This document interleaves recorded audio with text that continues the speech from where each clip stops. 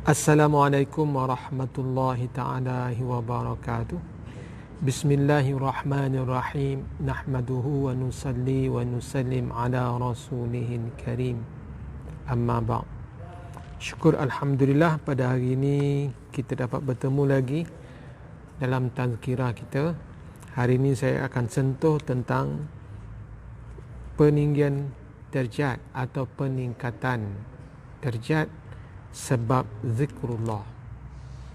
Dalam satu hadis an Abi Sa'idin al-Khudri radhiyallahu anhu anna Rasulullah sallallahu alaihi wasallam qala la yadhkuranna Allah ta'ala aqwamun fid dunya 'ala al-furushil mumahhadah yudkhiluhumullahu fid darajatil 'ula.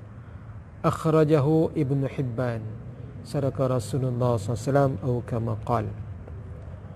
Daripada Abi Sa'id Al-Khudri radhiyallahu anhu berkata, sesungguhnya Rasulullah SAW telah bersabda, berapa ramai orang yang berzikir pada Allah, ingat Allah Subhanahu wa ta'ala di dunia ini, di atas tilam yang empuk, di atas tilam yang selesa, yang mana Allah Subhanahu wa ta'ala memasukkan mereka ke dalam derajat yang tinggi. Hadis riwayat Ibnu Hibban. Tuan-tuan yang dirahmati Allah Subhanahu wa ta'ala, kedudukan seseorang itu berdasarkan sejauh mana pengorbanannya atas agama, sejauh mana kesusahan, penderitaan yang dialaminya kerana agama. Sebab itu Nabi Muhammad SAW dalam ranking ulul azmi yang 5 itu dia nombor 1. Sebab dialah satu-satunya Nabi yang paling banyak menerima penderitaan kerana agama Allah Subhanahu wa ta'ala, dan jangka masa dakwahnya, tanggungjawabnya bukan semata-mata di kehidupannya, kelangsungannya sampai hari ini. Sebab itu disuruh, dididik sahabat menjalankan usaha dakwah. Ini derajat seseorang berdasarkan kesusahan, kepayahannya atas agama.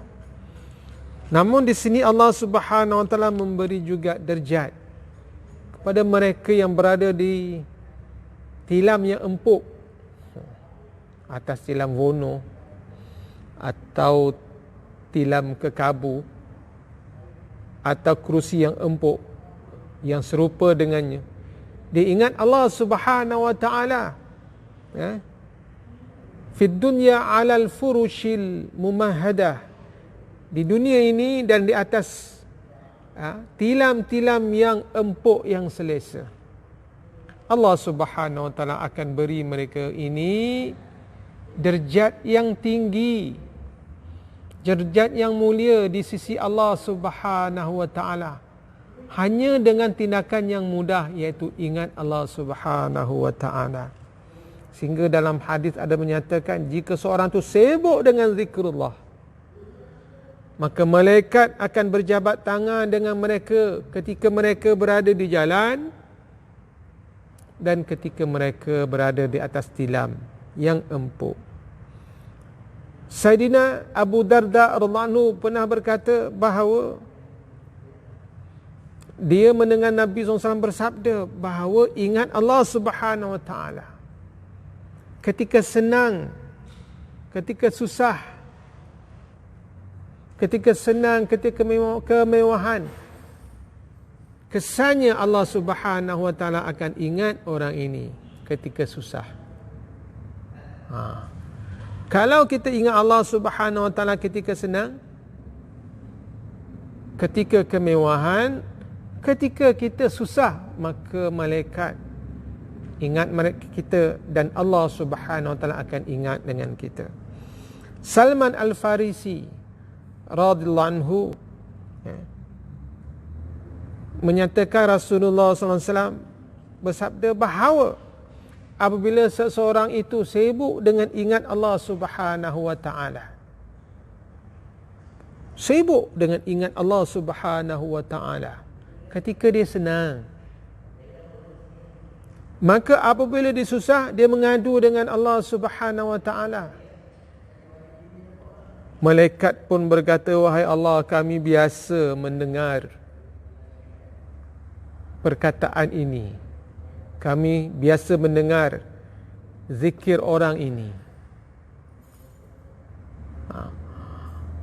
Ketika dia senang, maka malaikat minta supaya Allah Subhanahu wa taala membantu dia, dan Allah Subhanahu wa taala mendengar doa zikir orang yang ketika senang dia zikir pada Allah, masa susah Allah Subhanahu wa taala akan bantu dia. Tetapi kalaulah seseorang itu masa senang pun tak ingat Allah Subhanahu wa taala, tak ingat, lupa Allah Subhanahu wa taala, maka rekomen daripada malaikat tak ada. Dia beritahu dengan Allah Subhanahu wa taala, wahai Allah, orang ni kami tak biasa dengar zikir dia.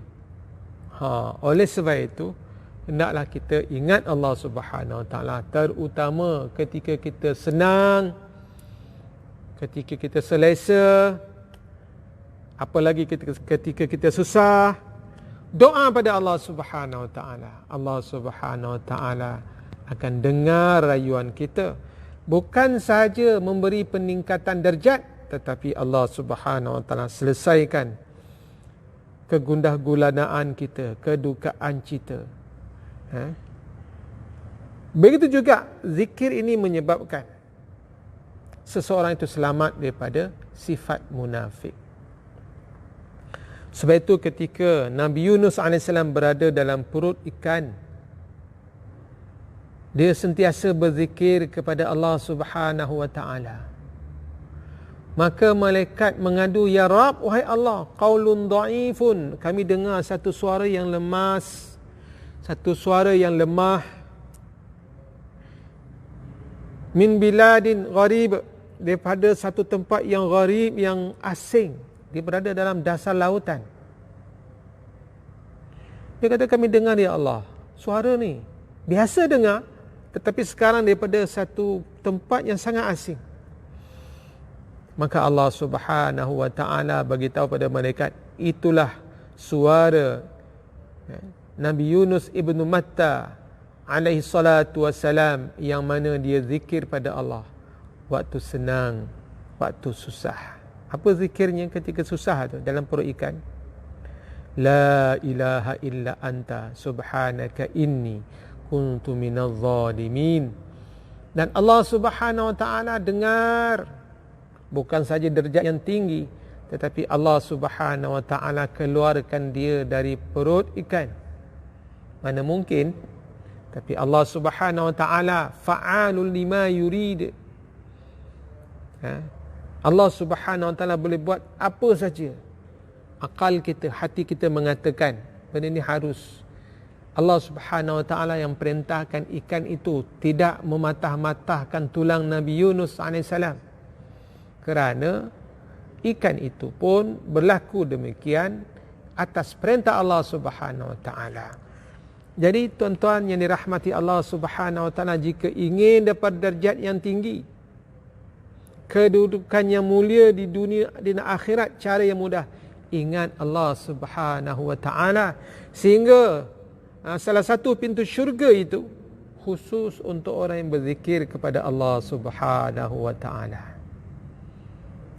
Bacalah subhanallah walhamdulillah wa la ilaha illallah wallahu akbar. Salawat pada Rasulullah sallallahu alaihi wasallam dan istighfar pada Allah Subhanahu wa taala.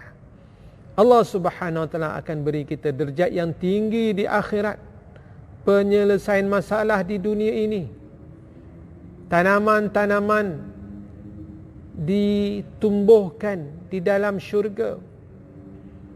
Apabila seseorang ucap subhanallah walhamdulillah wa la ilaha illallah wallahu akbar, malaikat sibuk untuk menanam kebun-kebun di syurga bagi yang berzikir itu.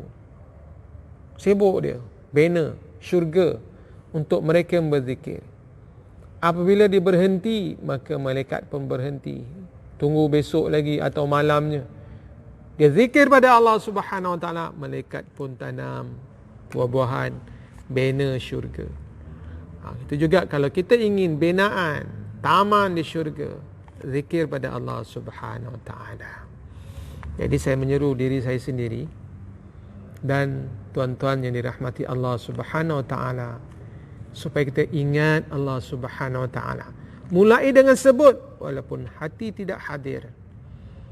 Dan doa supaya Allah Subhanahu Wa Taala bagi feel, rasa ingatan pada Allah Subhanahu Wa Taala, rasa berdosa, rasa keagungan Allah Subhanahu Wa Taala. Semoga kita dapat amalkan insya-Allah. Subhanallah bihamdi, subhanakallahumma bihamdika, asyhadu an la ilaha illa anta, astaghfiruka wa atubu ilaik. Wassalamualaikum warahmatullahi taala wabarakatuh.